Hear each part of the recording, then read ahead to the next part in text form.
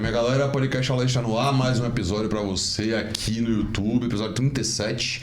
Antes de a gente começar, por favor, faça inscrição no canal, eu já lembrei, viu? Tá vendo aí? Ó, faz inscrição no canal, aperta sininho, essas porra toda que tem que fazer aí pra quando o episódio novo chegar, você recebe a notificação lá pra assistir hoje comigo aqui, depois de muito tempo. Tanto é um regozijo pra todos dessa equipe que ela voltou a aparecer. Doutora Evelira, tudo bem? Boa tarde. Você sabe que só tem boa tarde, Rafa. Só tem uma pessoa que me tira. Boa tarde não, boa tarde, boa noite, bom dia. Onipresente. Só tem uma pessoa que me tira do podcast. Chama Joaquim Cabeleira. Mas graças a Deus estou de volta. Tá tudo certo. Na Bahia, terra linda de meu rei. Mais conhecido como Miguel. É o Miguel. Quem não conhece... É o Miguel justificado. Então você tá ali fora da Bahia, depois... Agora, eu vou te dizer uma coisa. Eu já senti diferenças aqui no estúdio. O que foi que eu vi? E tô achando chique. Eu não sei se é cenográfico, mas assim, tem umas pastas chiques assim em cima da mesa, rapaz. É pra todo participante da banca. Oh, meu Deus. O cara vem do trabalho correndo, chique, rapaz. Larga tudo em cima da mesa. Eu vou pegar até alisar assim pra ver se dá sorte. Deve dar mesmo. Assim, ó, galera, hoje a gente vai falar sobre... eu gosto do assunto, né? Tem muito a ver com o assunto, na verdade. A gente vai falar um pouquinho sobre questões de direito internacional, vamos falar de... Você não estudou não, Fê? Não. Eu lhe mandei o papel pra você estudar. Olha, tá vendo aí, né, Micael? Não me enviaram... Tá dizendo o quê? Que eu fico fingindo que li o negócio das porra... Tá vendo aí? Não me enviaram o roteiro do programa. Você mandou ou não mandou? Mandei. Pronto. Peraí. O convidado antes que a gente fique criando... Peraí, deixa eu falar aqui no ponto. Deixa eu falar aqui no meu ponto. O ponto. Tá. Só pra ir no meu ouvido, pronto. Ponto. Tá precisando de um ponto. Vamos, cara, providencia um ponto aí pra gente poder se comunicar.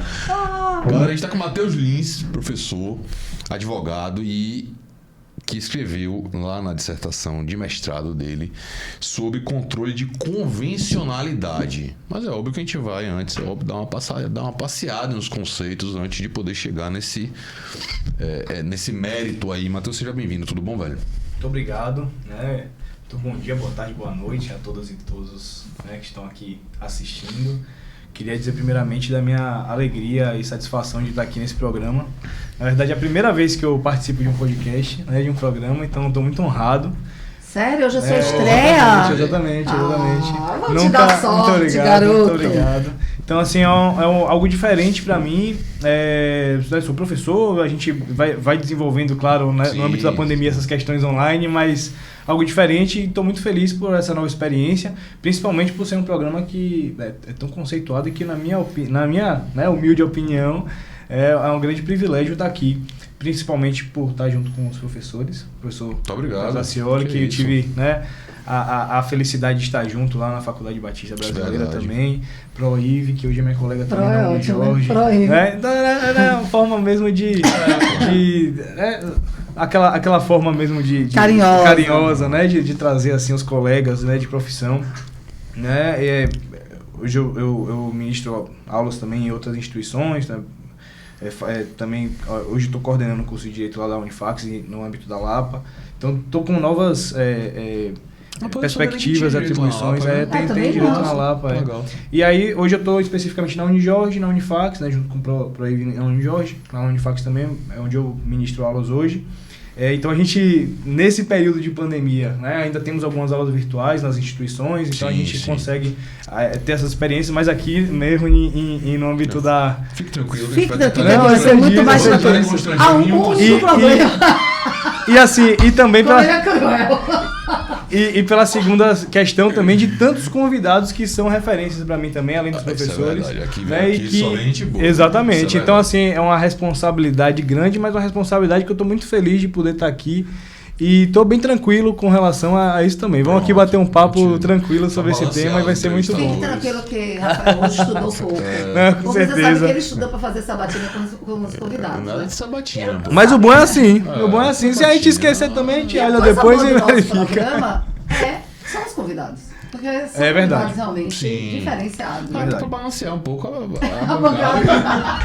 O nível dá uma subida, né? Mas convidado pegue tem que ser leve, top. Matheus, hoje. Tranquilo, Ah, com vou constranger certeza. você pouco hoje, Matheus. Fica de boa. Ó, e vou te dizer uma coisa, ele estuda realmente, viu? Não, mas o bom é isso, exatamente. É capaz dele ter estudado sua dissertação e ele sabe até o número da página que você falou aqui. Já passei isso lá quando eu era estudante da graduação do professor Martel, que pode vir também, né?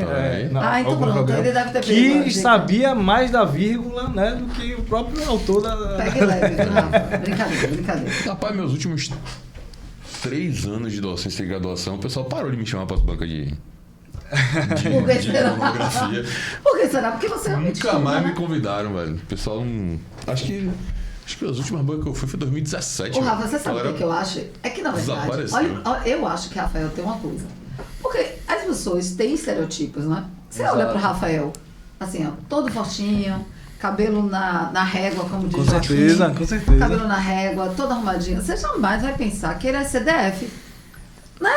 Ele não tem cara de CDF. Até pô, esse é o chegando- clima é. aqui. Não, Ih, essa velho. cara não, essa cara Não, não. Ele não tem cara de... Aí quando começa Você a tomar aula com Você tem mais ele... cara de casa de árvore, Enganado com o Fred, é verdade. Casa da árvore É com verdade, Fred do que é coisa. verdade. Mas ele é CDF. Não, mais ou menos.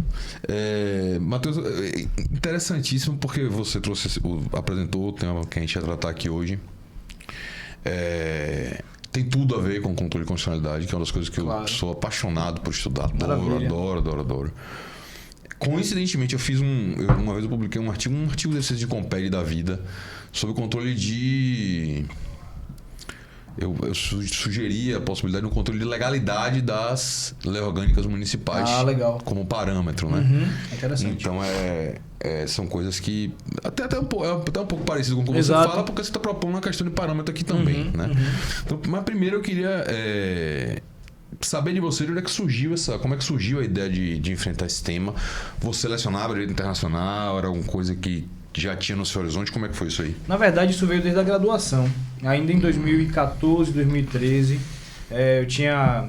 primeiro semestre, minha primeira aula foi com o professor Giovanni Peixoto no primeiro dia. Fantástico. E aí... Sou fãzão. bem mais, Exato. Meu né? primeiro dia de aula ainda lá na Unifax Campus Europea 4, na época, ali na Garibaldi, né? Hoje não tem mais aquele campus. E logo de início, ainda em ciência política, eu fiquei encantado ali pelos temas. O professor Giovanni foi meu professor também de direito constitucional, o professor Miguel Calmon também. Então aquilo ali foi me despertando, né, uma perspectiva de direito constitucional que eu sempre gostei muito. Foi, inclusive, eu fiz na OAB segunda fase, o constitucional também. E foi muito interessante. E aí, em 2014, o professor Dirley foi fazer uma palestra lá na instituição. Sim. Sobre controle de convencionalidade. Eu falei, rapaz, que negócio novo é esse, né? Em 2014. Se hoje ainda tem muitas pessoas que não conhecem, imagine em 2014. Bom, realmente. Pouquíssimas obras publicadas, pouquíssimos artigos sobre o tema. Eu falei, rapaz, isso aqui é muito legal, porque já vai para a área de direitos humanos, já vai para a área específica também de direito constitucional, que é o que eu gostava muito também, além dos outros ramos do direito, mas se destacava. E aí eu falei, pronto, eu vou escrever justamente nisso, né? Na parte de controle de convencionalidade. Falei com o professor Giovanni para ser meu orientador. Ele foi meu orientador, né, na graduação. Comecei a estudar o professor Valério Mazzuoli, que hoje, né, é um dos mais... um professor de grande referência no tema, né? E a partir disso eu fui desenvolvendo isso na graduação, desenvolvi isso na especialização em Direito Público lá na Faculdade Baiana de Direito, e na dissertação de mestrado também busquei ampliar mais um pouco o tema, relacionando ali com políticas públicas no âmbito da saúde, no sistema carcerário, sendo orientado pelo professor Menezes, José Euclemar Xavier Menezes, que é filósofo da área de direitos humanos, então foi algo muito interessante também no mestrado de Direito e Governança e Políticas Públicas. Então o professor Dirley que trouxe primeiro aí essa ideia, e eu comecei a tentar cada vez mais estudar um pouco, até entrevistei o professor Dirley na época, no âmbito da graduação, para saber um pouco mais, e ter um material, já que o material era bem escasso. Por Dirley é professor de nós todos, né? Exatamente. Não pode correr, todo mundo já... Mas Dirley só foi meu professor no Machado, não foi de faculdade não. Rapaz, eu fui no Dirley na graduação, Não porque eu não sei nem se ele é da Católica ainda, mas na época ele era. Eu peguei uma época da Católica muito boa, peguei muito professor bom lá. Dirley, Barroso, Paulo Queiroz, Sebastião, tinha muita gente muito boa lá, Cristiano Gugel, Márcio Gugel, porra, só E Dirley, depois na especialização também, direito público, na época era Juspod, ainda nem tinha faculdade baiana. Exato, é a mesma especialização mesmo. E depois, no mestrado da UFBA também, eu fui aluno dele, peguei uma disciplina com ele. Justamente, inclusive, foi jurisdição constitucional que eu peguei com Dirley. Foi, inclusive, que disciplina sensacional. Foi, eu fiz direitos humanos quando humanos eu fiz com o Saulo, velho. Foi com o Saulo? Não, mentira. Foi com o Dirley também, eu acho. Só que com o Saulo eu fiz hermenêutica. Puta que rapaz, pense num pau viola, meu irmão. Vamos voltar pra vida real aqui. Não, professor sumidade também, eu falo o quê? E essa área de direitos humanos realmente é uma área que eu gosto muito de estudar, em que pese no âmbito da advocacia a gente não consiga trabalhar tanto quanto a gente espera. Mas eu ia perguntar justamente isso, porque exato. Nos bastidores a gente estava conversando, eu vi que você estava falando que você advoga. Uhum. E como é essa realidade, né, de você advogar e querer advogar e ser apaixonado por uma área que não é tão fácil de atuação? Exato.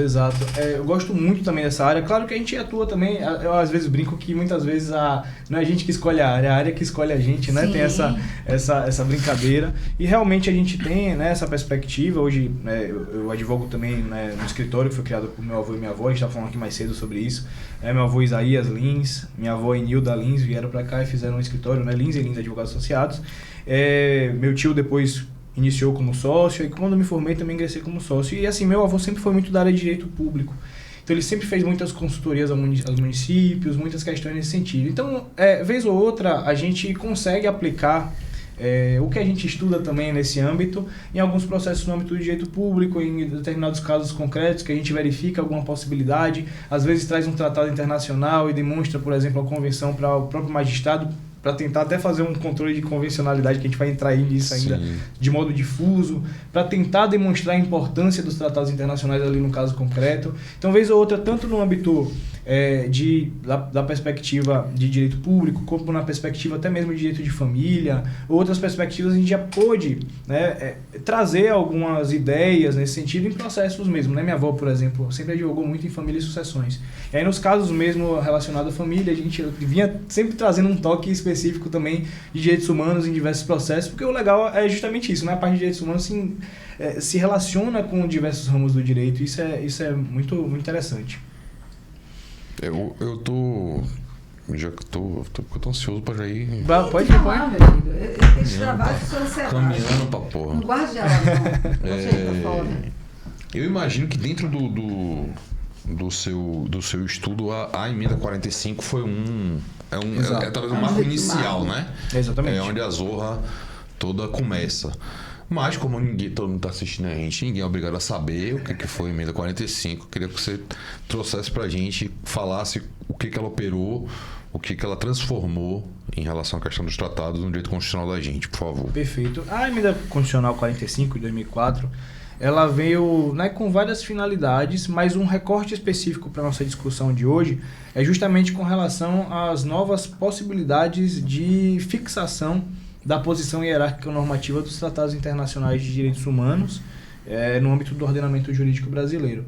E a gente verifica, por exemplo, que no âmbito do parágrafo 2º do artigo 5º, a gente já tinha uma possibilidade, uma previsão, né, de que determinados autores consideram como uma cláusula aberta de recepção, né, dos direitos e garantias no âmbito dos direitos humanos em geral, dos tratados internacionais. E aí essa emenda trouxe também o parágrafo 3º, né, com a perspectiva de que aqueles tratados, né, que venham a ser incorporados de acordo com o quórum qualificado, né, muito próximo ali no âmbito das emendas constitucionais, eles possuem força de equivalente às emendas constitucionais. E aí ficou aquela discussão, parte da doutrina querendo ampliar cada vez mais a posição hierárquico-normativa dos tratados internacionais, principalmente de direitos humanos, e, de um outro lado, alguns ideais um pouco mais conservadores, né, na perspectiva dessa ideia, dessa posição hierárquica. É tanto que na década de 90 nós temos posicionamentos do Supremo Tribunal Federal que colocava os tratados internacionais de direitos humanos com força de lei. Isso vinha sendo muito criticado, porque qualquer legislação posterior poderia, né, alterar um tratado internacional de direitos humanos e, pelo menos, o princípio, né, o pensamento básico com relação a isso. E isso foi se desenvolvendo nós temos alguns posicionamentos de Sepúlveda pertence, no sentido de propor uma posição hierárquica dos tratados internacionais como se fosse ali na força constitucional, né? E lá, no início dos anos 2000, o ministro Celso de Mello modificou o seu pensamento, que na década de 90 era no âmbito, né, da mesma força ali das leis, para tentar propor uma força constitucional aos tratados internacionais de direitos humanos. No âmbito do voto divergente, né, no voto vogal da Dilma Mendes naquela perspectiva, a gente começou a ter aí um pensamento divergente, já pensando os tratados internacionais de direitos humanos com aquela nova forma, né, de supralegalidade e infraconstitucionalidade, que seria a perspectiva, digamos assim, geral dos tratados. E esse tratado só teria força de emenda constitucional, equivalente à emenda constitucional, quando tivesse aquela aprovação daquele rito com quórum qualificado. E aí isso acabou, de uma certa forma, retirando uma força hierárquica desses tratados que poderiam ter uma força constitucional, mas que realmente hoje não tem pela decisão do Supremo, né? Foi uma votação muito apertada, né? Na época, salvo engano, 5-4, uma coisa bem apertada nesse sentido, e que a gente começou a ter aí né, os seguintes questionamentos. E os tratados internacionais tão importantes de direitos humanos no Brasil, né, que não vão poder ter, então, pelo menos por agora, força constitucional?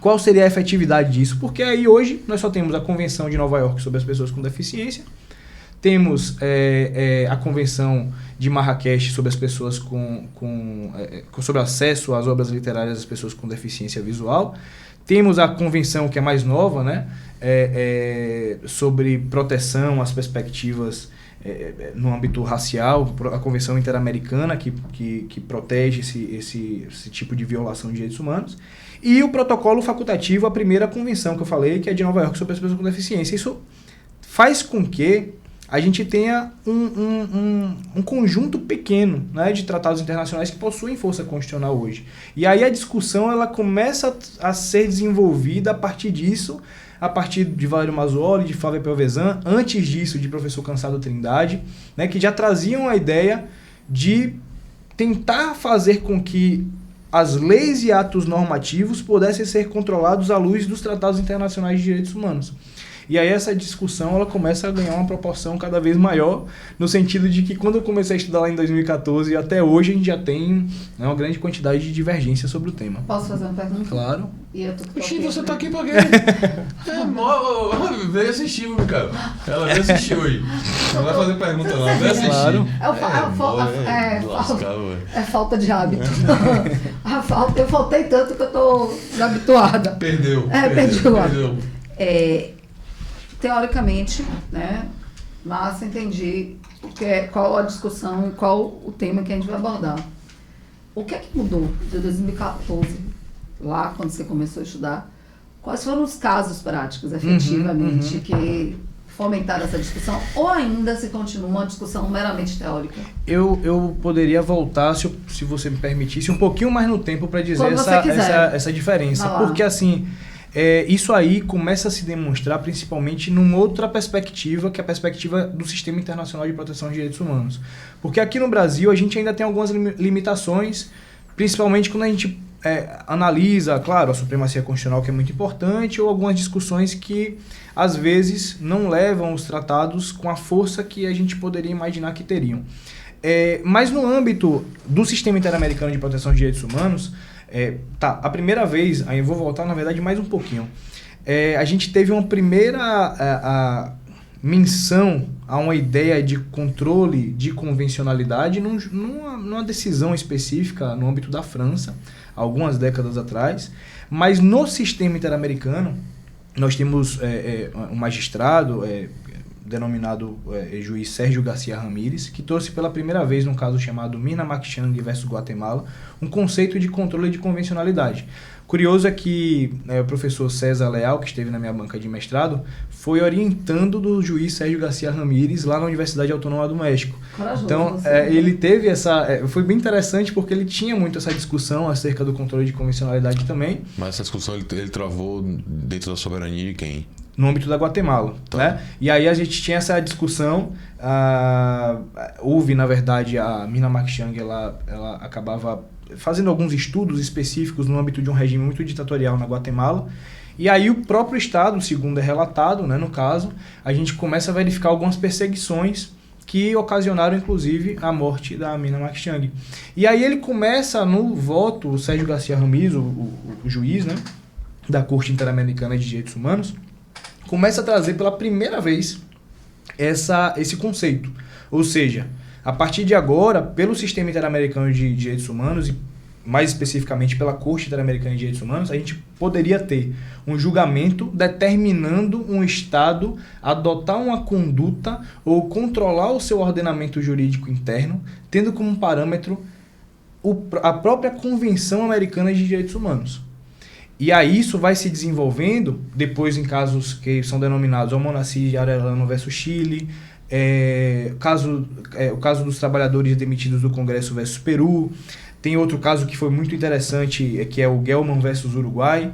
Por que isso? No âmbito desse caso, Gelman versus Uruguai, começou-se a verificar, e aí ampliou-se mais esse conceito de controle de convencionalidade, porque a própria Corte agora mencionava, de forma expressa, que os juízes internos de cada estado vinculado ao sistema interamericano deveriam, obrigatoriamente, fazer um controle de convencionalidade difuso de ofício, e inclusive levando em consideração a jurisprudência da própria Corte Interamericana de Direitos Humanos. Pô, mas também já está enfiando o dedo demais na vida dos outros. E aí essa é a discussão. Até que ponto um organismo internacional pode adentrar na soberania estatal no sentido de dizer a interpretação que deve ser utilizada ou não. Né? E aí foi até um tema específico que eu peguei para elaborar um artigo, na época, inclusive, foi publicado nas coletâneas específicas na UFBA de Direito, vinculados ao mestrado, inclusive, alguns alunos do mestrado. E aí eu submeti também esse artigo nessa coletânea, justamente com essa discussão. E aí, né? Quem tem a última palavra final no âmbito dos direitos humanos? Será que o Estado brasileiro, por exemplo, deve acatar sempre essa perspectiva ou não? E isso aconteceu, por exemplo, no caso Gomes Lund versus Brasil, né? Na Guerrilha do Araguaia, em que nós temos um jurista mexicano, né? Ernesto Rey Cantor, que vai trazer justamente um pensamento de que a Corte Interamericana de Direitos Humanos efetivou na prática um controle de convencionalidade internacional no âmbito brasileiro, fazendo com que a lei de anistia, digamos assim, né, fosse levada assim como uma inconvencionalidade. E a partir disso, até que ponto o Brasil vai seguir isso ou não vai seguir? Na prática, muitas vezes o Brasil pode pagar as condenações, pode justamente, né, seguir, mas a gente verifica que o Poder Judiciário brasileiro ainda não está tão confortável com essa circunstância. Eu queria perguntar mais para cima, lá no Hemisfério Norte, como é que em que nível de maturação essa discussão tá? Se você deu uma caminhada nisso daí. Porque veja, desculpe. Não, que isso?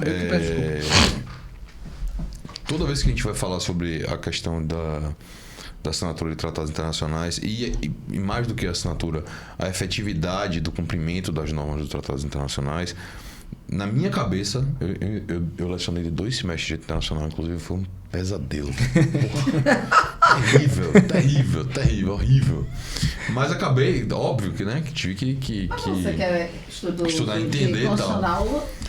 Rapaz, mas é porque a parada aqui na minha cabeça eu tenho sérias restrições, entendeu? Principalmente esse tema está sendo interessantíssimo, inclusive, conversar, porque eu tenho sérias restrições quanto à coercitividade desse sistema. Para mim é muito difícil trabalhar com esse conceito. E isso fica muito claro quando a gente vai falar de soberanias europeias, soberania norte-americana, onde o pessoal simplesmente olha. A gente tem um exemplo recentíssimo, por exemplo, o pessoal da Rússia, que falou: o Tribunal de Haia abriu um processo contra Vladimir Putin. O pessoal falou que o cara chamou de papel higiênico o processo do Tribunal de Haia. Então, quando a gente vai para o Hemisfério Norte, há algum nível de diferença na análise disso, na adequação disso, entendeu? E aí eu queria que você trouxesse pra gente, se você viu essa discussão, como é que anda por lá. A gente sabe que a Europa é muito mais desenvolvida nesse sentido, até pela noção de comunidade que eles têm, que é muito mais clara do que a da gente aqui, e mais efetiva também. Mas principalmente Estados Unidos, velho. Como é que o pessoal anda se comportando com isso aí? No âmbito do hemisfério norte, a gente pode verificar mais a partir das perspectivas mexicanas mesmo. Porque o próprio sistema interamericano ele vai se relacionando principalmente no controle de convencionalidade com a perspectiva da América Latina. Quando a gente chega muito, como o professor muito bem falou, no âmbito dos Estados Unidos, a gente já sente essa dificuldade maior de aplicação, até porque não existe uma integração e os Estados Unidos não se submeteu, digamos assim, de forma completamente definitiva à jurisdição da Corte Interamericana. Então isso já inviabiliza muitas vezes essa aplicação. E aí eu já fico numa situação mais difícil de ele responder, porque realmente não há uma perspectiva prática de aplicação. Na verdade, digamos assim... Exato. A dúvida é justamente essa. Exatamente. Trabalhar com esse tipo de... Exatamente. A noção de soberania deles é um pouquinho mais xiita, digamos assim. Exatamente. Né? A perspectiva de acordo com o próprio ordenamento estadunidense naquelas ideias mesmo. E aí não se submete de uma forma tão vinculada como a América Latina em geral. Mas se a gente for, por exemplo, aí no hemisfério norte, no âmbito do México, né, se a gente for inclusive na América Central, outras perspectivas assim que acabem demonstrando pra gente essa vinculação, aí a ideia já fica em que sentido? Já fica aqui, aquele Estado, no âmbito ali da América Latina, voluntariamente disse, né, e com todas as palavras, e ratificou ali, e se submeteu ao sistema interamericano de proteção dos direitos humanos, ou à Corte Interamericana, e ao caráter jurisdicional da Corte Interamericana, e aí essa discussão já fica mais forte, né? Até que ponto a gente vai ter justamente essa possibilidade de uma interferência na soberania estatal no âmbito do sistema interamericano. Então, para a gente falar, para a gente poder ter a sua discussão no âmbito de um determinado país, é um pressuposto para isso que o país esteja neste nível de abertura. Né? Exatamente. Ele precisa primeiramente ratificar a Convenção Americana de Direitos Humanos, né? E a partir disso reconhecer de forma expressa o poder jurisdicional da Corte Interamericana. Então essa discussão ela começa a ganhar força justamente por isso, porque o Brasil ele reconhece de forma expressa o poder jurisdicional da Corte Interamericana e do sistema como um todo, tanto a comissão quanto a Corte. Essa é a perspectiva. Normalmente cumpre as decisões, mas nem todas assim. Por exemplo, se a gente verificar que existiria uma perspectiva de controle de convencionalidade internacional, a gente não vê isso de forma tão forte, né? Sendo aplicado aqui no país, uma corte internacional querer modificar uma decisão. Não existe isso hoje, né? Nenhuma corte internacional vai ter a competência de uma modificação de uma decisão interna ou de uma modificação ali, talvez, em determinadas questões do ordenamento jurídico. O que a gente tem mais, em alguns casos, por exemplo, no âmbito da Lei Maria da Penha, que o Brasil foi condenado em ter uma estrutura normativa mais eficaz acerca dessa perspectiva, aí houve a criação da legislação. A gente tem, por exemplo, a perspectiva da Convenção de Nova York sobre as pessoas com deficiência, o início de políticas públicas no âmbito brasileiro, porque a própria convenção demonstra a necessidade de que o país e o Estado signatário realize políticas públicas, avalie as políticas públicas e preste inclusive dados de como isso está sendo cumprido. Então, assim, em determinadas circunstâncias práticas, a gente consegue ter uma aplicabilidade. Mas nem sempre, quando a gente começa a falar de validade da legislação, né, e controle, aí já é ainda uma questão prática difícil da gente aplicar. Você está chegando no ponto do que eu gostaria de falar. De abordar. Porque me parece, e aí dentro dessa minha dificuldade já confessada aqui de aceitação em relação ao ordenamento internacional, me parece que... E aí agora a gente vai falar exclusivamente de Brasil, obviamente. Sim, claro. Me parece que a gente tem uma facilidade de trabalhar com os tratados internacionais quando a tarefa internamente acaba nos ombros do legislativo ou do executivo. Uhum. Me parece que a gente não tem uma dificuldade. Meu irmão, como foi, por exemplo, lei anticorrupção. Pô, Sim. bicho, tem que ter a lei anticorrupção, porque assim, se não tratado tal, senão daqui a pouco a gente vai ter problema com importação, exportação, blá, blá, blá. Pô, faz a lei. Pronto, chegou ali. Chegou a ter uma obrigação, oriunda de um tratado internacional, de que se existe um determinado tipo de lei, você joga no colo legislativo, então a gente vai lá e faz.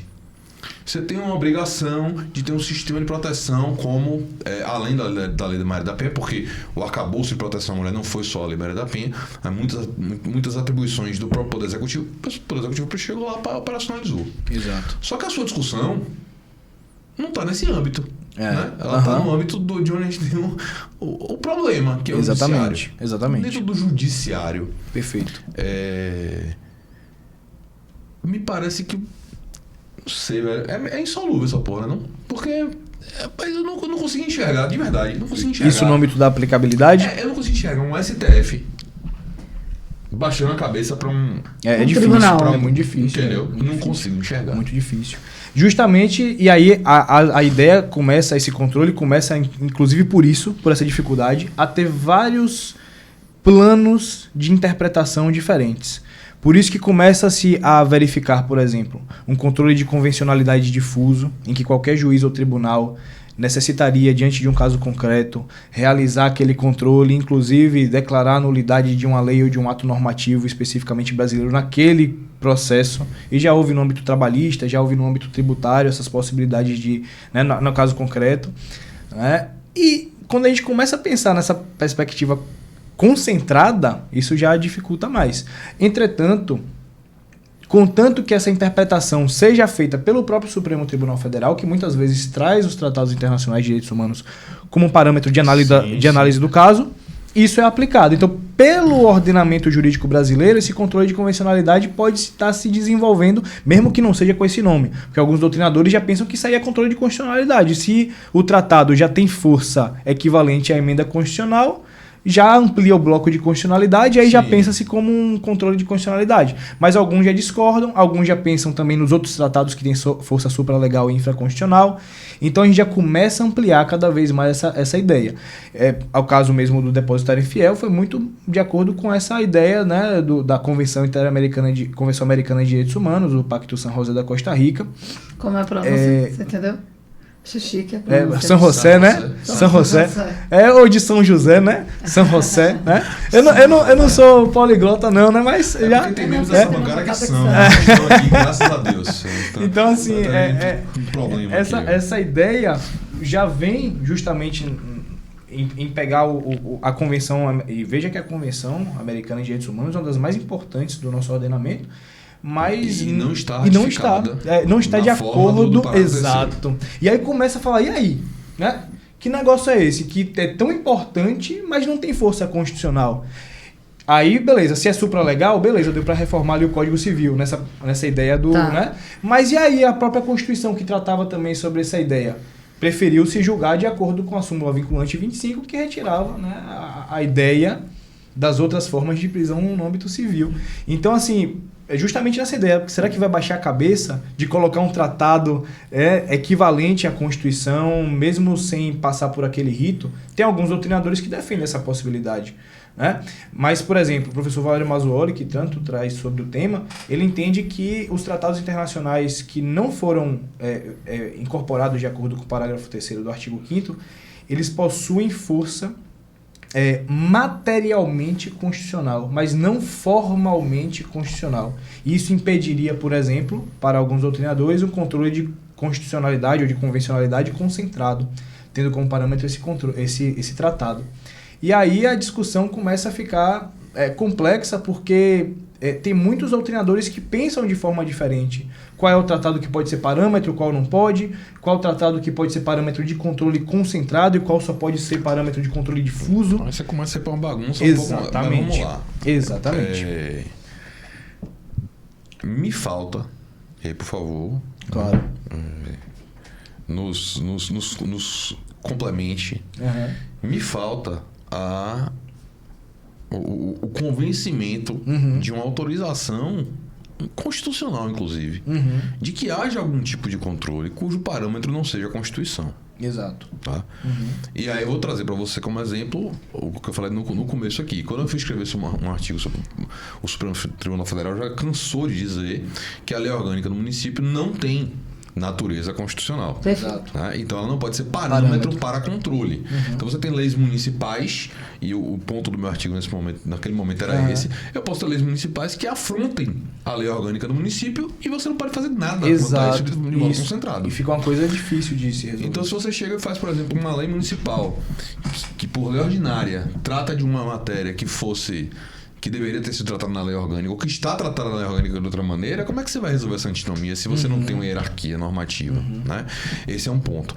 O Supremo não entende, um dos pontos que o Supremo, pelo que o Supremo não entende que é possível fazer um controle tendo como parâmetro a lei orgânica do município, é porque não tem autorização constitucional para isso. Exato. Então está escrito na Constituição, olha, é possível. Não está. Você tem isso muito claro em relação à Constituição Federal, você tem isso muito claro em relação à Constituição dos Estados. Ponto. Em relação à lei orgânica não está tão claro, então não pode. Para mim, a questão do controle de convencionalidade entra no mesmo esquema. Porque, Na mesma gaveta. Porque veja, não tem lugar nenhum você dizendo assim, olha, eu posso ter como parâmetro uma convenção internacional. Isso, obviamente, deveria ser construído em algum momento, né? Só para complementar, a gente tem em Portugal você tem lá dentro do controle, do sistema de controle de constitucionalidade que é sensacional. Inclusive, mais uma vez agradeço ao professor Dirley, porque eu só conheci por conta da disciplina que eu peguei com ele lá no mestrado da UFBA. E eles têm lá existe um controle de legalidade. Exato. Existem leis que são consideradas como diferentes das outras. Eles chamam de leis de caráter reforçado. E elas são parâmetros para controle de legalidade de outras leis ordinárias, digamos assim. É como se houvesse hierarquia, diferentes formas de leis ordinárias. Né? Então, se chegasse assim e falasse assim, o Código Civil, toda lei de caráter civil vai sofrer um controle de legalidade pelo Código Civil. Então não poderia ser, entendeu? Como se fosse mais ou menos essa ideia. Isso também não existe no Brasil. Você não tem lei de caráter reforçado no Brasil, isso não é admitido no Brasil em hipótese nenhuma. Está na mesma gaveta que a sua. Qual é a construção teórica que esse pessoal que você estudou faz para justificar a possibilidade de você fazer? E aí volto a dizer, não é materialmente, que a posição que você trouxe do professor para mim está muito clara, mas se formalmente você não tem uma colocação hierárquica diferente, onde é que você busca justificativa para fazer esse controle? Exato. Só vou fazer um adendo. Matheus até agora está falando, explicando todas as teorias, mas para mim não fica claro, até porque eu não estudei a dissertação como você estudou. Seria por favor ou contra? Ele não deixou. Sabe? Eu vou falar Sabe sobre assim, isso. ele tá se mantendo imparcial. Você vê que ele traz, Sim, É aquela coisa do pesquisador, né? Então, Aquela coisa do pesquisador que você já fica. só pode falar na conclusão. Não, que Você faz Rafael. suspense o texto inteiro. Não, mas o grande problema é que Rafael, na pergunta dele, é super tendenciosa. Né? Ele já falou. Ele começou a dizer assim, tudo que eu vou perguntar hoje. Mas eu sou não contra. tenho- Eu não tenho. abertamente acho. Não é que eu sou contra. Sou contra, seria muito pretencioso da minha parte dizer sou contra, porque eu não tenho que ser contra porra nenhuma. Mas eu tenho dificuldade de aceitar a questão prática. De fato, eu tenho. Perfeito. Eu vou já mencionar também o que Não, que eu. só que fique que eu tranquilo, eu entendo não quero te. Mas qual é. Conduzir, né? Mas qual é o fundamento? O primeiro fundamento é aquele do parágrafo 3º, aí fica mais tranquilo, porque se ele teve se aquele tratado chegou de forma formal a ser um parâmetro constitucional, fácil, né? beleza.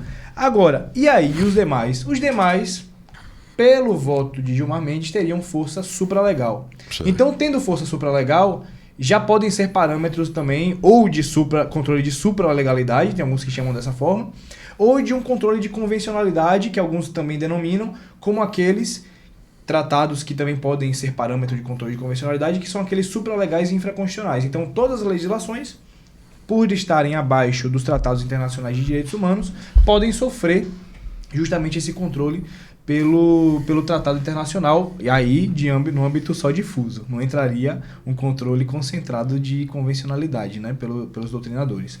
E Agora, só tratados, só para mim ficar claro, só tratados de cunhos de direitos humanos. Exatamente, de direitos humanos. Observação rápida.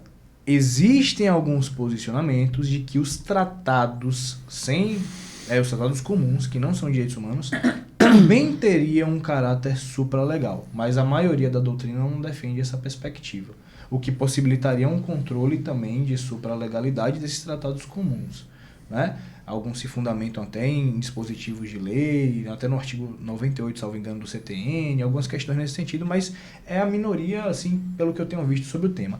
Agora, o que a gente vê, então, de discussão mais prática que pode ser, então, aplicável? Então, aquela que a gente já entendeu, de uma forma tranquila, são aqueles tratados que já têm força constitucional. Sim. E os outros que entendem, e aí o Supremo já trouxe essa perspectiva, dos tratados que têm uma força supralegal, poderiam também ser esse parâmetro de um controle difuso de leis e atos normativos. Então, Constituição, nesse aspecto, os tratados incorporados de acordo com o parágrafo 2º, ou seja, não incorporados de acordo com o parágrafo 3º do artigo 5º da Constituição Federal, as legislações, os atos normativos. Então, nesse aspecto, seria possível fazer um controle difuso. E é isso que o sistema interamericano cobra nas suas decisões. Então, pelo Brasil ter aceitado, entre aspas, o poder jurisdicional da Corte Interamericana, existe essa possibilidade de que a Corte entende, ser possível fazer esse controle de acordo com o poder jurisdicional deles mesmos, inclusive levando em conta, como a gente já falou, a própria jurisprudência da Corte Interamericana. E aí, fechando pelo que você me perguntou, e aí, qual é o fundamento, então, da gente pegar e colocar outros tratados no âmbito constitucional e querer ampliar tudo? É uma doutrina minoritária que defende isso. Salvo engano, tem 2 doutrinadores que eu já vi que buscam defender que todos os tratados internacionais eles já possuiriam força constitucional independentemente do rito. E isso já fica muito difícil. É como se a gente pegasse... radical aí também, né? É como se a gente pegasse até aquela teoria do professor Celso Albuquerque de Mello de Direito Internacional, que busca promover a supraconstitucionalidade dos tratados internacionais de direitos humanos. Ou seja, encontra muitas dificuldades aí numa supremacia constitucional. Mas aí, tirando essas questões que abririam, ampliariam, de uma certa forma, esse controle do ordenamento jurídico, mas tirariam a autonomia do Poder Judiciário, tiraria um aspecto da supremacia constitucional brasileira e da soberania, inclusive, a gente vem para essa discussão mais, digamos assim, não tão radical, que se fundamenta justamente nesses 2 quadros. Os tratados que já têm força constitucional, pela própria Constituição, sim, e os tratados que têm força supralegal pelo próprio voto do STF lá nos anos 2000. Vamos lá. Dentro de um controle que seria difuso, a gente entra numa vala comum interpretativa. Uhum, exatamente. Do jeito que em qualquer decisão um juiz pode confrontar uma norma com outra, inclusive de mesma hierarquia, digamos assim, né? Ele pode chegar e falar, não, nesse caso aqui, o autor alega a incidência da norma tal, mas eu acho, por exemplo, que lá traz um outro diploma. Existe uma norma tal, que é incompatível, então eu vejo um sistema, e você meio que retira a eficácia de uma norma em troca da outra, e isso é atividade judicante, exato, básica. Uhum, né? Uhum. Então, não haveria muita diferença do cara usar como um parâmetro interpretativo, porque aí não seria... pronto. Isso não seria um controle, né? Porque você não está ali... Aí pronto, me corrija, por favor. Ou nessas decisões que se dizem adeptas do controle de convencionalidade, o magistrado declara a nulidade da norma em função de um tratado, ele diz isso, ou ele pega e fala, não, de acordo com o tratado tal, na verdade, então, deve ser assim, assim, assim, assim, assim, assim. Porque são coisas diferentes, né? Exato. Uma coisa é você dizer, tem normas diferentes para regular o mesmo instituto. Exatamente. E eu entendo que essa daqui tem uma prevalência do que essa. Exatamente. Mas você não diz que essa daqui não existe. Exatamente. Que é o caso da nulidade. Já vi das 2 formas. Já vi num aspecto mais interpretativo, em que o magistrado vai olhar, vai fazer aquele sopesamento, vai verificar que o Tratado de Direitos Humanos tem uma força supralegal e vai aplicar ali nas entrelinhas essa questão. Mas já vi também, tem até algumas decisões que eu não me lembro agora, mas que que faz parte ali dos estudos que eu tive, no sentido de que realmente houve uma declaração ali para o caso concreto, né? Então, efeitos interpartes, para que naquele âmbito daquele processo específico, aquela legislação, aquele ato normativo seria nulo, digamos assim. E aí haveria um controle, né, nessa perspectiva para aquele caso concreto. Por isso que controle de... É a palavra conveniência. Convencionalidade. Vem de onde? Vem das convenções internacionais, as convenções internacionais de direitos humanos. Então, muitos chamam, né, por exemplo, o Pacto San José, né, de Costa Rica. A gente tem o nome, né, digamos, o nome oficial, a Convenção Americana de Direitos Humanos. Então, por essas convenções internacionais de direitos humanos, a gente começa a ter uma espécie desse controle. Mas muitos trazem justamente essa sua perspectiva. Ou a gente estaria falando de um controle de constitucionalidade mesmo, ou então de um controle de supralegalidade que a gente pode fazer de uma forma mais... de uma forma sem ser muito taxativa, né? Porque não é todo juiz, não é todo magistrado que vai ter também essa ideia de, né, de forma taxativa, querer anular aquela perspectiva legal ou um ato administrativo, vai preferir fazer uma análise mais interpretativa, se fundamentar nos tratados e decidir aquela situação de um modo mais Mas você já viu decisões que o cara chega e fala, não, de acordo com o tratado, considerando o tratado tal, a norma está nula. Inclusive falando de controle de convencionalidade. Né? Já vi casos trabalhistas nesse sentido.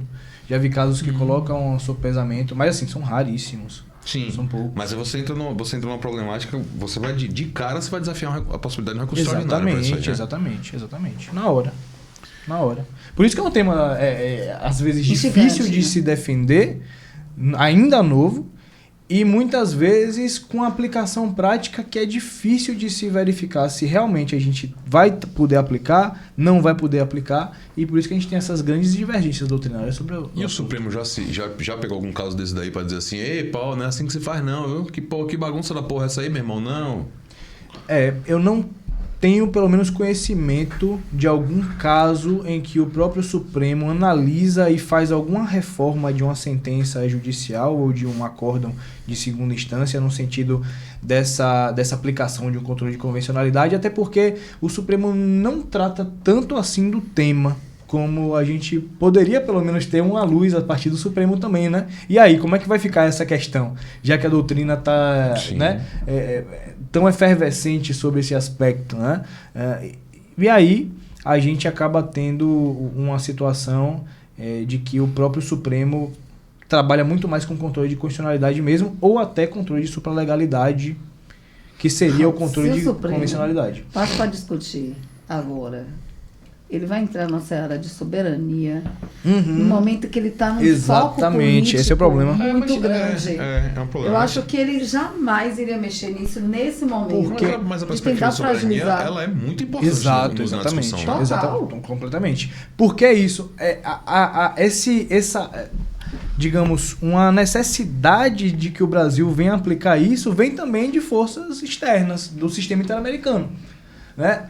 Já tivemos várias decisões falando que o Estado que é signatário da Convenção Americana de Direitos Humanos e que acolheu e se submete à jurisdição da Corte é obrigado a cumprir e controlar o seu ordenamento interno de acordo com os tratados internacionais de direitos humanos no âmbito do sistema, inclusive de ofício, inclusive fazendo de várias formas, até por um controle por omissão estatal, né? E até mesmo se utilizando a própria jurisprudência. Por isso que começa a dificultar a situação, porque começam a sair decisões não só para o Brasil, mas em diversos países no sistema interamericano com essa necessidade. E até que ponto esse país vai se adequar, esse Estado vai se adequar? A Argentina, por exemplo, tem uma discussão um pouco mais aberta no sentido do controle de convencionalidade. Lá nós temos um doutrinador muito importante no tema, que é o Mário Midon. Ele traz um livro, Controle de Convencionalidade, em espanhol, né? Quase a mesma grafia, digamos assim, em que ele já começa a discutir perspectivas de uma maior quantidade de tratados internacionais na Argentina que já tem força constitucional e começa a discutir, e aí, entre a Constituição e um tratado internacional de direitos humanos, ele começa já a discutir essa perspectiva. Rapaz, eu estou viajando aqui na maionese. Não é o que você está falando. Eu só fiquei imaginando na minha cabecinha, na minha cachola, uma discussão, um debate sobre controle de convencionalidade e reserva do possível. E a gente traz isso na própria dissertação de mestrado, porque o que acontece na dissertação... Tá vendo que eu não... Exato, tá vendo? exato. Ô, Pontinha, obrigada por ter saltado. Exatamente. Porque... Você lembrou? Porque na dissertação de mestrado, eu comecei a tentar evoluir um pouco esse estudo, mas tentando resolver um problema prático. E no âmbito da pandemia, começou-se a despertar aquela situação de que se a gente já está numa situação difícil, imagine os reclusos no sistema penitenciário, no âmbito da saúde deles.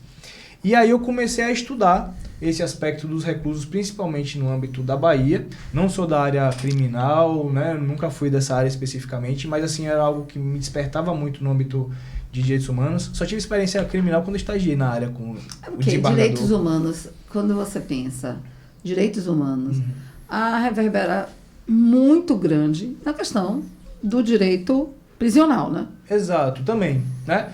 Eu sei que... Não estou restringindo a isso, não. Eu sei mas disso. é sempre um embate muito forte e, né, caloroso, como exato, se diz. Reflexão da exato. Coisa, né? Porque outros aspectos de direitos humanos, mas são todos muito majoritariamente aceitos, né? As pessoas não querem, jamais vão dizer assim, não quero, eu acho um absurdo que a gente tenha que combater a fome. Ninguém vai falar isso. Mas aí começam a ter eu acho um absurdo que você queira dar melhores condições para presidiários. Esse é o ponto de inflexão aí grave. Começa a ter algumas questões envolvendo as minorias. Os é reclusos, a comunidade LGBTQIA+, as minorias em geral, o direito das mulheres, as perspectivas que envolvem, né, as comunidades tradicionais, né, as etnias. E aí começa a ter toda essa ideia de uma sociedade que ainda não aceita, né, um desenvolvimento grande ainda de alguma parte da sociedade. Uma vez eu li no estudo, não me lembro qual é o autor, mas falando do fardo dos direitos humanos. Eu não sei se você já ouviu falar nessa expressão.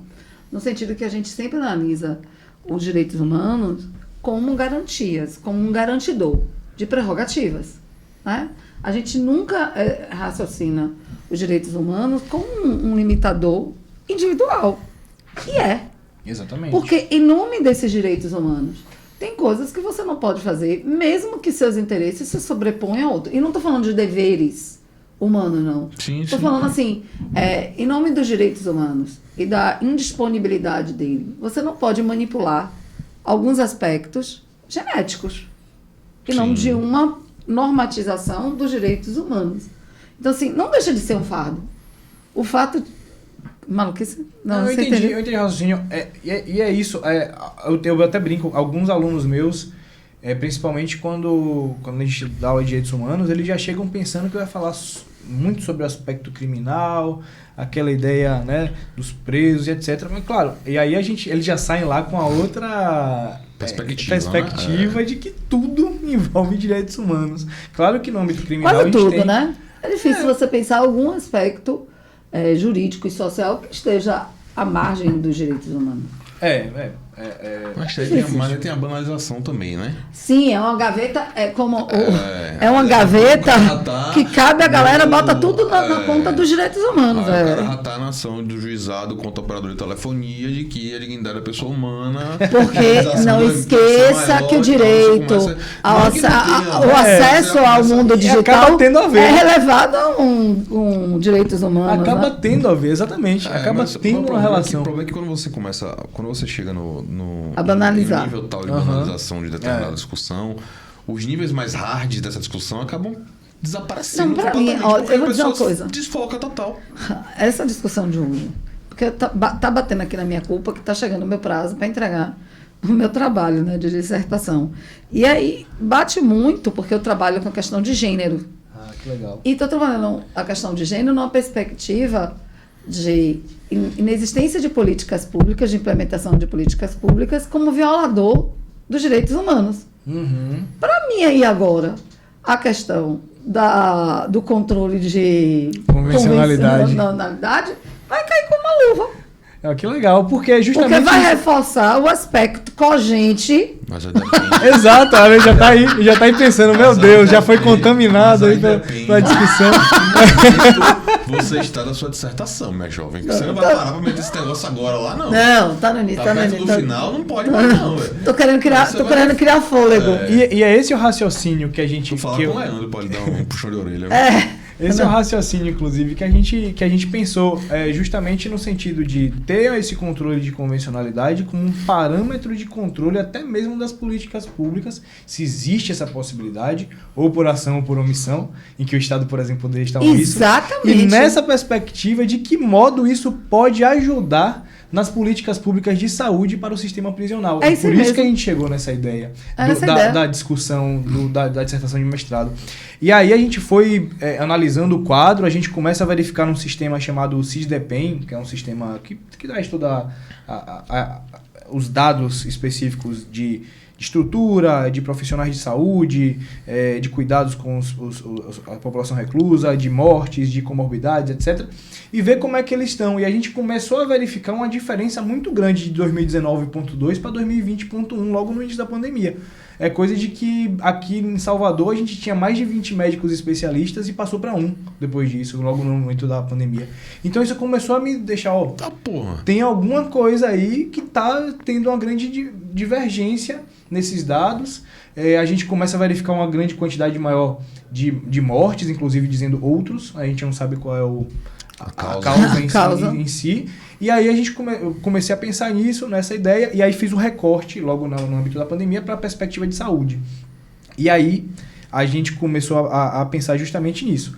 Analisar a questão da reserva do possível, as decisões que os tribunais brasileiros trazem sobre isso, e até que ponto esses tribunais eles precisam se antenar nessa discussão de controle de convencionalidade, e principalmente nos tratados internacionais de direitos humanos que tratam sobre direito à saúde, principalmente aí o protocolo de San Salvador, né, que é um anexo aí ao Pacto de San José, que trata dos direitos sociais e a saúde, para a gente ter essa problematização e eficácia, eficiência no âmbito da elaboração dessas políticas públicas, avaliação, proposição e etc., no âmbito do sistema prisional. E aí isso começou a ser discutido no próprio Supremo, houve aquela decisão e aquela recomendação, inclusive, do sistema interamericano de uma liberação maior de alguns presos preventivos, na ideia de que a gente estava com uma superlotação muito grande, nesse âmbito do Covid ia piorar e a gente não tinha aquele atendimento.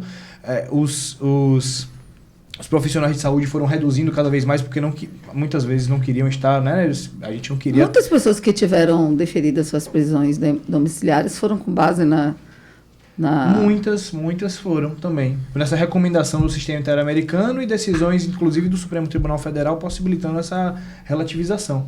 E aí houve uma grande, né, nesse parâmetro do Covid. E aí é justamente essa discussão que você leu muito bem e que eu nem precisei tratar para você já delinear. Justamente pegar esse controle de convencionalidade que eu já venho desenvolvendo antes, entender como um mecanismo que pode ser interessante, claro que guardado suas devidas proporções, aplicando-se às políticas públicas, talvez no âmbito brasileiro, e aos tribunais, nesses julgamentos, para ver se a gente consegue, talvez, um maior suporte para as populações, não só os reclusos, mas também diversas minorias. Então, quando a gente, por exemplo, está com dificuldade de ter um acesso pleno aos direitos humanos pelo legislativo, pelo executivo e até mesmo pelo judiciário, até que ponto o sistema interamericano não pode ser importante nas suas decisões para uma condenação? Isso, claro, é bem polêmico. Com todas as devidas vinhas, que eu não quero entrar, e não é essa perspectiva da gente de discussão política, partidária, nem nada. Mas a importância da discussão de um controle de convencionalidade se torna muito maior diante de um governo autoritário. Exatamente. Perfeito.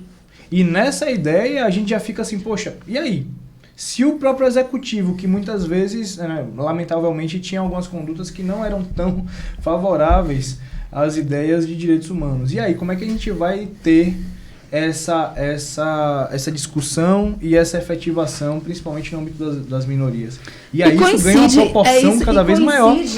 Com a crescente mundial de surgimento de governos autoritários. Exatamente. O pico da discussão do controle da convencionalidade é isso. Assim, a gente precisa achar freios e instrumentos internacionais de frear essas atuações, para não se criar super soberanias. Mas aí me parece que é uma situação quase de autoimunidade, porque normalmente o governo de caráter autoritário, uma das primeiras coisas que ele faz é negar as vigências dos tratados internacionais. Um dos primeiros pontos que o cara, como o cara da Rússia, ele falou, papel higiênico. Pronto. Ali. Isso é um ato claro de autoritarismo. Mas de você se a uma determinada jurisdição e quando não lhe interessa, você diz, não quero mais. Mas é de você se declarar como um governo autoritário. Porque há um grande problema das pessoas. Os governos autoritários não se declaram como governo autoritário normalmente. Eles pensam que são democráticos. Eles inclusive, defendem que são democráticos. Exato. 99% deles. E que estão contribuindo para o bem-estar social da população, aquela coisa toda, né? Que é Só lembrei daquele tema que Cruz usou na rádio. Como é? Greenwash. Greenwash, tipo assim, não vinha assim maquiar. Proporções é parecido mesmo. Mas, Matheus, dentro da perspectiva do controle de convencionalidade, me parece muito claro que o maior âmbito de atuação disso daí seria diante das omissões e não das ações do poder público, né? Ou não? Ele começa com a discussão de até mesmo ações do poder público. Ele começa nessa ideia de atos, às vezes, que podem violar, né? Ou legislações ou atos normativos que venham a violar essa perspectiva. Mas aí, mesmo diante dessa discussão, começou-se a pensar nas omissões como algo mais até, digamos, evidente para a aplicação. Então, esse controle de convencionalidade, de omissões do poder público, cada vez mais tem crescido nessa discussão, cada vez mais tem crescido. Eu perguntei justamente porque a gente tem uma dificuldade muito grande já no controle de constitucionalidade das omissões. Exatamente. Já não é uma coisa simples pra gente aqui. No Brasil isso é tratado... E aí você tem a reserva do possível, está no epicentro dessa discussão. Exatamente. Mas você, ao falar disso, você vai importar essa dificuldade, né? Você vai internalizar a dificuldade para a sua questão também, né? Exatamente. O que amplia aí é o parâmetro. É a gente ter, por exemplo, algum tratado que muitas vezes pode tratar de um tema de uma forma mais abrangente ou impor uma nova obrigação até o Estado brasileiro, coisa que, por exemplo, não estaria ali previsto na Constituição, mas quando a gente começa a importar isso, já tem uma nova, por exemplo... um maior controle, um maior cuidado na elaboração, avaliação e aplicação das políticas públicas para as pessoas com deficiência, no âmbito da previsão, lá da Convenção de Nova York. Ou seja, cada vez mais que a gente consegue importar, e nesse caso a gente já tem uma força constitucional dessa convenção, a gente começa a trazer mais deveres do Estado numa amplitude de parâmetro de controle até mesmo das omissões. Mas que não facilita a discussão. Mas que não facilita a discussão. Em qualquer... Às vezes até pode tornar mais difícil, né? Porque já vai colocar mais deveres. Maior, exatamente. Pior exatamente. O trabalho. Não, sim. Óbvio. Se você começa a ampliar demais... Exatamente. E não é uma... desde sempre. A verdade, a omissão estatal... Isso é uma coisa que as pessoas que deveriam gerar alguns objetos de estudo. Hoje eu tô achando ótimo que tá me dando muitas ideias para botar no papel. Pronto, que bom. Omissão estatal. A leniência, segundo o meu orientador. É um problema de quase que de organização política no Brasil, desde quando a gente nasceu, bicho. Exatamente. E isso não é tratado com uma preocupação por ninguém. Não tá nem aí. Tipo, não se pensa num... não, a gente tem mandado de injunção. Pô, bicho, Deus me perdoe, mas... Boa merda, velho. Me perdoe. Alguém conhece algum mandado de injunção que resolveu alguma coisa? É por isso que essa difícil, análise... entendeu? Porque quando você fala da reserva do possível, é a normalização, a normatização da inação. Não vou fazer, mesmo sendo algo que eu tenho a obrigação de fazer, porque eu não quero e não posso, economicamente, na análise econômica do direito, eu não vou fazer porque eu não sou obrigado. E aí, quando você vê a reserva do possível, é justamente isso. Eu não concordo. É a legalização disso. Eu não concordo, não, mas eu acho massa quando o lado que você discorda das coisas tem um arcabouço teórico bem Forte. formulado. Exatamente. A teoria da reserva do possível, ela é muito bem formulada. As diversas vertentes, e isso está cada dia mais na moda da análise econômica do direito, é tudo muito bem fundamentado, é impressionante. E isso, de um jeito ou de outro, meio que mitiga e mascara a discussão sobre o controle de omissão no Brasil, que é histórico, Controle desde de omissão. sempre. Pronto, também vou anotar isso. Eu vou ter que assistir esse podcast várias vezes. Ô, produção, não faça corte não, viu? Deixa nunca assim. faz, pô. Por favor, não faça corte, porque Eu eu já não vou preciso... os palavrões que a gente fala aqui. Isso eu vou Inclusive, precisar. tem que ver esse negócio dos palavrões, se coloca pi pra poder não... Porque pra não ser... derruba o alcance. Você tá ligado que tem uns episódios da gente aqui, nossa média de visualização dos episódios é entre 2.500 e 3.000 os mais recentes.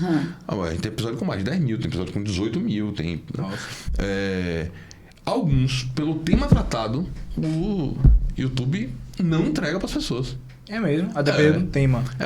A gente fez um aqui, o de Giovanni. Porque tratou de questões políticas, porque tratou de questões bem sensíveis naquele momento. Não entregou. Foi antes da... Logo de professor Giovanni. Então, você que está assistindo, por favor, vá lá assistir o de professor Giovanni. Professor Giovanni, eu ficava assim, eu falava, muito bom. Rafael, a gente precisa trazer Giovanni. E Rafael não conhecia Giovanni. Eu falei, a gente precisa, a gente foi catucando, porque a gente não conhecia Giovanni assim, pra ter intimidade. Sim. Catando, até que cheguei a Giovanni. Giovanni, a gente queria convidar você. Ele veio todo cabreiro assim, né? E aí depois, velho. Rapaz, toda vez que eu vejo... Ótimo, foi sensacional. Toda vez que eu vejo o professor Giovanni, eu penso, rapaz, eu tenho que estudar tanto, velho. Eu fico Você assim sabia pensando... que ele já fez faculdade de filosofia, né? Não sabia. Então, eu vou assistir o podcast. Ou foi o mestrado... tá vendo aí? Eu sei que ele tem um mestrado relacionado à perspectiva de ciência política e tudo mais, e depois ele fez um mestrado também na UFRA, fez doutorado na UFRA em Direito. Ele fez filosofia antes de fazer Direito. Pronto, o episódio de precatório foi top. Maravilhoso. Você pega o episódio de precatório aqui, velho. O cara que não sabe nada de precatório sai daqui. Você sai daqui, dizendo assim, precatório precisa estudar. Graduação. É isso. Sensacional. Extremamente técnico, tático, foi mesmo. Não entrega. Por quê? Porque fala do Estado, pagamento, não sei o quê, papapá. O YouTube vai e segura mesmo, bicho. A partir do mérito da teoria utilizada, né? E o que mais me impressiona, sabe o que é? É porque eu achei que ele só fazia esse tipo de controle. Depois me corrija se eu estiver errado aí, amiga, que você manja mais do que eu, essas porra aí. Mas eu achei que ele só fazia esse controle. De novo. Vou fazer censura agora. É porque a gente é Salvador, né? Porra, é vírgula. Então, eu achei que ele fazia esse controle pela copy. A descrição, o texto de descrição. Achei também, não é? Não, no conteúdo. Conteúdo, parece. Na fala. Eu achava que era só assunto abordado e tal. No tema que ia colocar, na fala. Se no meio você diz lá, o vídeo é sobre histórias infantis. Mas você começa a falar. E dentro do vídeo ele vai falar. Se fizer um vídeo pornô dentro do vídeo. Lógico, o controle é interno mesmo, impressionante. Mesmo. A galera pode estar assistindo a gente falando assim, sim, seu idiota, todo mundo sabe disso, é porque eu sou velho, bicho. Não sabia. Calma, fiquei sabendo quando eu comecei a fazer a porra que é. Pra mim era uma coisa que não tá aí, aquele tema que Fred sugeriu, então tá bom pra soltar. Direito e advocacia e que ele falou, a Lândia que ele quer. Não, sim. Fred tem que vir fazer isso aqui. Mas essa questão da só pra gente não perder o raciocínio da omissão, que nunca foi devidamente resolvida. Não conheço também, e aí confesso aqui a minha ignorância pessoal, não conheço também experiências internacionais mega exitosas para controle de omissão. Não é uma coisa que eu já tenho ouvido falar assim, vamos importar o modelo tal, porque realmente não conheço. Não sei se é um calcanhar de Aquiles aí das questões de direitos fundamentais, por exemplo. Mas na prática, e aí eu queria que você... porque você tratou de perspectivas práticas na sua dissertação, você enxerga uma possibilidade de atingimento de objetivo.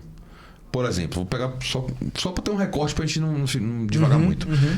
Na questão prisional, você enxerga a possibilidade de você ter um sucesso nisso no âmbito administrativo, ao invés de buscar judicialmente uma aplicação de um tratado para poder você regular algum tipo de situação que está correndo no presídio, por exemplo? Sendo possível, sempre no âmbito extrajudicial, se a gente não precisar, né, seria interessante, mas é sempre difícil. Né? Sempre difícil. Mas você fala no sistema prisional, você vai falar de processo de execução. De qualquer modo, uma gestão pública... O controle é processual. E uma gestão pública ligada a esse... Eu entendi o que ele está querendo falar. Isso. Ele está querendo falar de questões realmente... De direitos humanos.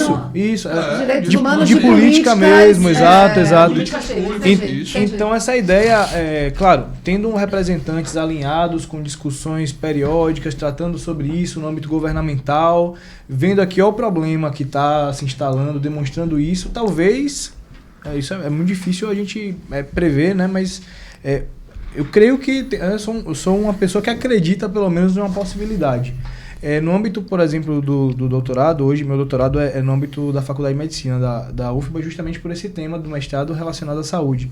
Então a gente começou a desenvolver, junto com o meu orientador, o professor Ailton, uma possibilidade de utilização de políticas públicas no âmbito da telemedicina no sistema carcerário. Isso era muito mais evidente, principalmente no âmbito da pandemia.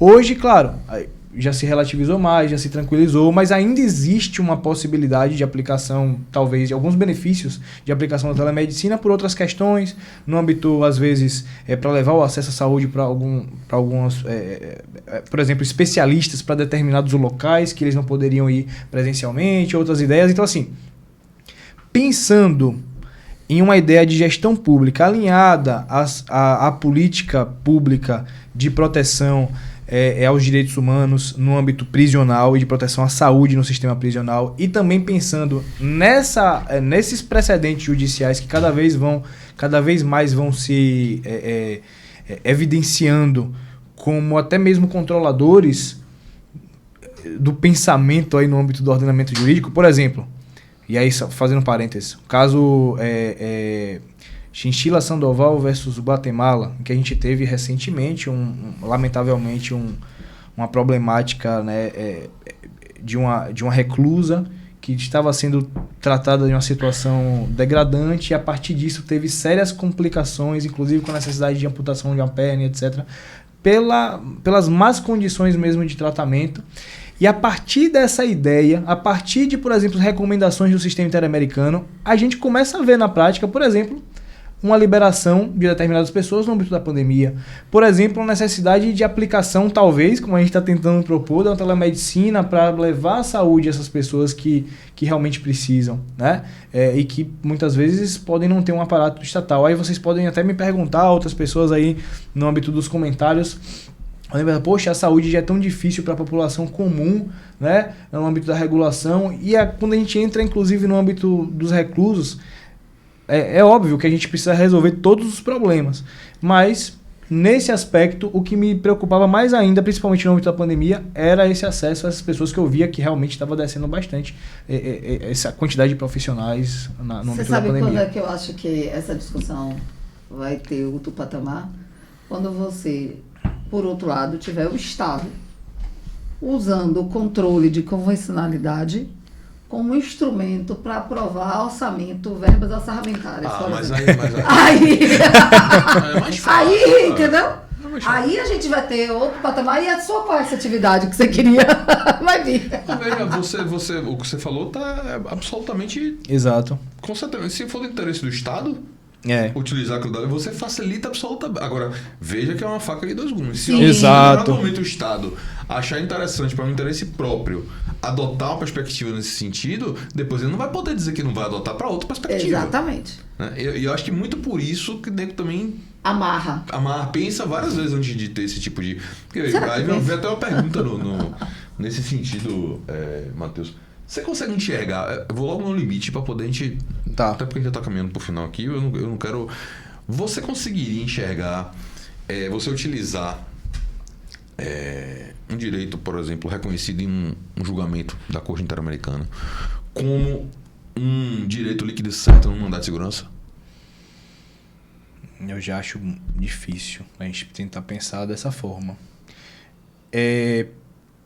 salvo se... Aí a gente começa a tentar, né? Elocumbrar. Não, por favor, possível. você tá aqui pra isso Né? mesmo. Pra isso aí É mesmo. interessante porque a gente vai tendo essas discussões e a gente vai pensando por outras perspectivas. E aí, veja, só para entender sua pergunta, era com relação a um julgado da Corte Interamericana ou um tratado internacional que você... Responda os dois, se você quiser. Acho que o julgado é pior Eu ainda, acho né? que o julgado é pior ainda. Porque eu fico, mas rapaz, como é que eu vou defender, né? Exatamente, exatamente. Mas pode falar do tratado também, do Mano. O tratado, se a gente tiver, por exemplo, uma incorporação no âmbito supralegal ou até no âmbito constitucional, eu acho que fica mais tranquilo de se pensar. No âmbito do julgado, é mais difícil da gente defender alguma questão nesse sentido.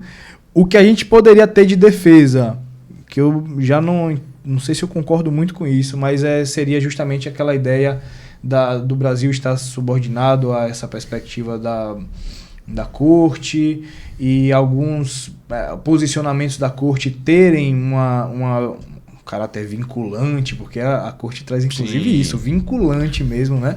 Então a gente poderia pensar nisso, mas a aplicabilidade na prática eu acho muito difícil da gente conseguir. Não, falo que assim, nessas horas que você, até enquanto pesquisador, Exato. você faz uma porra dessa só pra ver qual vai ser a reação Exatamente. do Estado juiz numa brincadeira dessa, entendeu? Exatamente. Eu gostaria de ver uma decisão denegatória de mandado de segurança cujo direito líquido e certo alegado foi um julgado para poder ver qual é o argumento que o cara se sair dessa conversa. Se bem que pode ser muito Exatamente. simples, né? Só pode ser que eu não enxerguei, não há liquidez do direito, daquela genérica, bem genérica. Exatamente. Assim, sai, né? Não tem, já fundamentei. Sob a perspectiva científica, ia ser uma boa merda. Mas eu falo, por isso, inclusive, eu não tenho dúvidas que muitos pesquisadores levam para suas vidas práticas de advocacia, de juiz, de Ministério Público. Que é assim que a gente faz as teses, exatamente, né? Exatamente. Eu fui aluno de Paulo Queiroz. Não sei se vocês chegaram a conhecer. Paulo Queiroz é da área de direito penal. Ele hoje é subprocurador-geral da República, salvo engano, já há alguns anos. Era procurador da República aqui na Bahia. Foi professor de direito penal, acho que 1 ou 2. E tem alguns livros sobre o tema, inclusive. Não, do livro. Do livro. Exato. Depois quando a gente sair daqui, ele vai eu te te conto a contar no história. fora da... Desculpa eternamente, professor Paulo Queiroz. Você será que ele aceitava vir aqui no podcast? Eu aceitaria, achei que porra nenhuma. Eu acho que ele ia adorar que a gente ia contar essa história aqui ao vivo, né? Aí... Você pode, inclusive, endereçar o convite. Já assim, Aí, né? assim, professor, Uma tudo cópia. bem, eu queria convidar o senhor porque eu tenho uma desculpa oficial precisando. Isso é a minha oportunidade, eu não posso morrer. Sim. Essa desculpa oficial. Ele é um cara extremamente minimalista. Extremamente. Mas é o extremo, de fato. E existem coisas que são muito fáceis de você defender na teoria. Exato. Minimalismo penal é uma delas. É muito fácil você. Agora, você ser um membro do Ministério Público que é um minimalista penal e você conseguir levar isso para sua atividade profissional, e ele levava. Exato. Ele levava. Eu estagiei lá, as pessoas contavam as histórias, né? Chegava a ação penal e ele falava, não, isso aqui para mim é causa de arquivamento. E aí volta pro juiz, o juiz tem aquela prerrogativa de dizer não é, vai pro procurador-chefe, o procurador designa outro membro do Ministério Público para fazer... Romulo não é minimalista também, não é? Quase todos são, mas é difícil você levar pra prática, né? Entendi. Quando chegava no 12, que o procurador-chefe mandava, por exemplo, pra ele, falando, tem que oferecer essa denúncia, ele falava, não vou oferecer.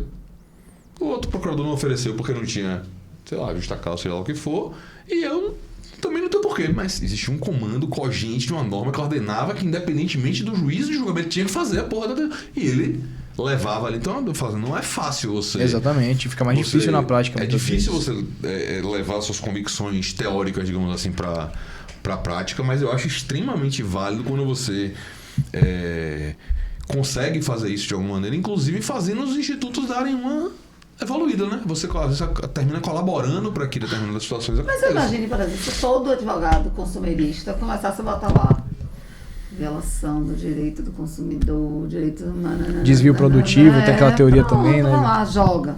Uma hora isso aí vai reverberar. Assim, até porque a gente já falou isso nessa mesa mais de uma vez. Quem faz tese é advogado. Exato, é verdade. Uma hora o cara vai jogar lá, uma hora aquilo ali. Uma hora vai pegar. Brota ou não. Exatamente. Também hora nenhuma pode brotar. Exato. Uma hora algum assessor vai parar pra ver. Sempre tem aquela... Um estagiário mais revolucionário. Sempre tem um preliminar que a gente às vezes pode colocar pensando que pode colar ou não, e às vezes vai. Não é? Isso aí, às vezes não, uma tese específica. Você tem essa eu tinha uma época, vou falar aqui, inclusive saudável, porque a gente está vivo, o professor Luiz Viana, que era presidente da OAB, ele era advogado da área eleitoral.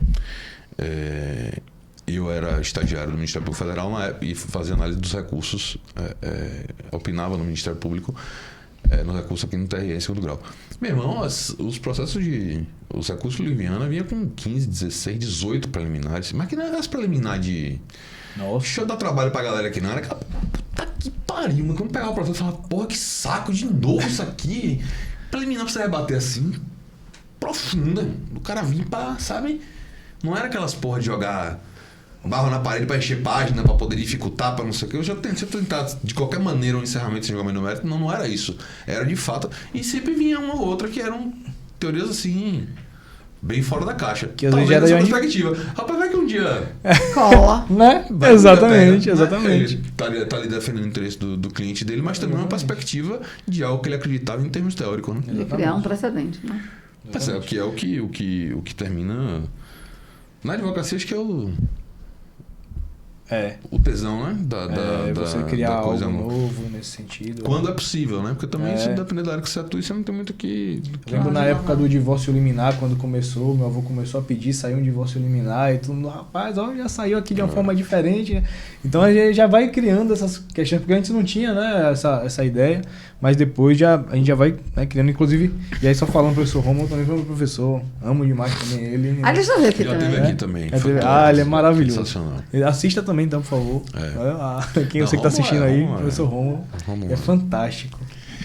Bom, galera, acho que por hoje muito obrigada pela aula. Eu que agradeço. Na minha escrita. Eu que agradeço. Depois de... algum tempo. Tem uns 6 meses que você não vem aqui? Um 2 semestre, semanas. praticamente. Uma semana eu fiquei um podcast sem vir. Porra, me ajude em produção. Você só não vai me ver no 26, que eu fui substituída por João Lucélio. Olha que honra, viu? Olha que honra, viu? O João Lucélio nunca pisou aqui. Ele só veio aqui como convidado. Foi. A única vez que ele veio foi ele substituir. Exatamente. É brincadeira?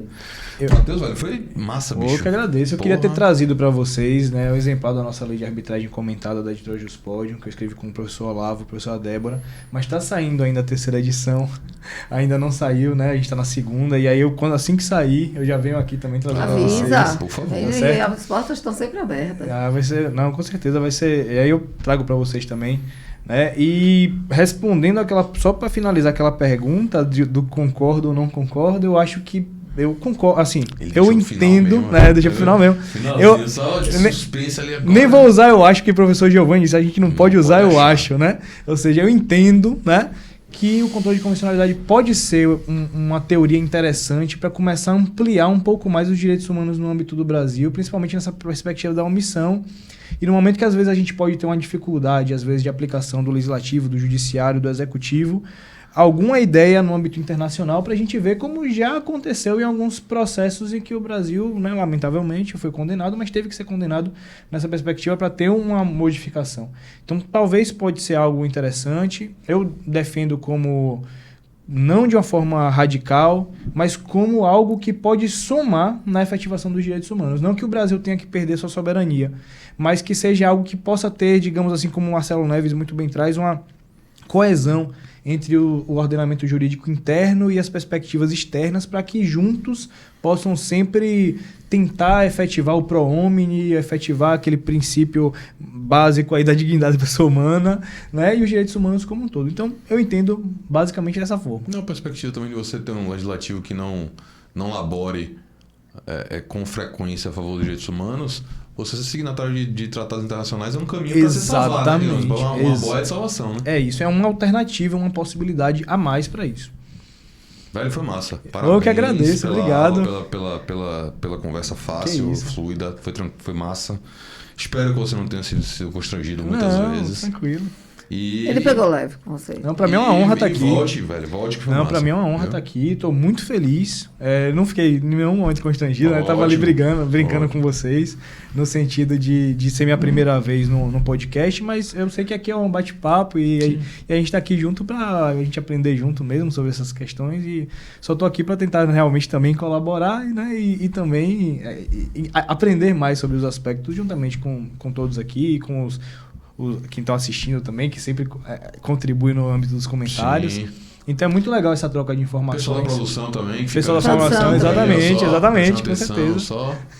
Só tenho que agradecer, estou muito honrado e feliz de estar aqui com vocês. Espero poder voltar mais vezes em outras oportunidades. A gente agradece. Queria agradecer a sua presença ilustre também, Ivy. Eu vou voltar. Você conseguiu ter espaço na sua agenda para poder vir com aqui no podcast. Obrigado. Todo o período de turbulência lá em casa de saúde passou. Foi a época das viroses e infecções. Isso, exatamente. Tá acabando, né? O carnaval pode ter um tempinho, época de chuva agora, daqui a pouco morre. Daqui a pouco morre. Já foi. Bom, galera, esse foi o Podcast Aula Extra, episódio 37. Obrigado por terem ficado com a gente até agora. Se você no começo do vídeo não fez, por favor, faça a sua inscrição, ative aqui o sino, para quando sair o episódio novo você ser avisado e assistir antes de todo mundo, tá certo? Muito obrigado por ficar com a gente até agora. Até a próxima. Valeu, tchau.